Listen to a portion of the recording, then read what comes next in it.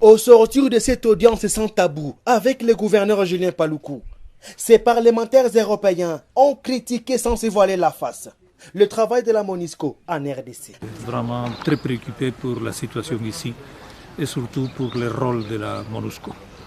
C'est-à-dire, à mon avis, il y a un véritable gaspillage de moyens, un manque d'action pratique. Et je vous parle avec toute franchise, pour moi c'est incompréhensible que depuis presque 20 ans, un contingent de 20 000 hommes est incapable d'anéantir des rebelles qui sont des bandits, et aucun rapport avec une force de frappe, c'est-à-dire puissante. C'est des bandits seulement, et la population reste sans être, c'est-à-dire protégée. Alors protéger les sacs et protéger la caserne, c'est intéressant, mais ce n'est pas le rôle. Il faut finir avec des déclarations d'humanisme hypocrites, c'est-à-dire je suis déjà fatigué d'écouter des déclarations de solidarité vides.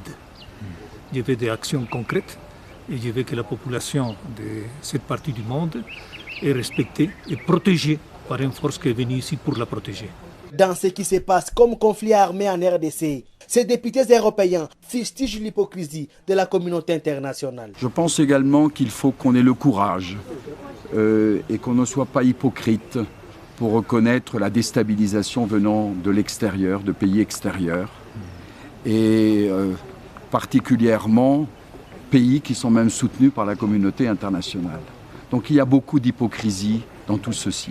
Et je pense que le rôle d'un parlementaire, c'est de dire la vérité et d'être à l'écoute du peuple. Et j'aime le peuple congolais. Si les éléments des forces armées de la RDC pouvaient avoir le budget qu'ont les forces de la MONUSCO, ils parviendraient à en finir avec les conflits armés au pays, ont conclu ces parlementaires européens.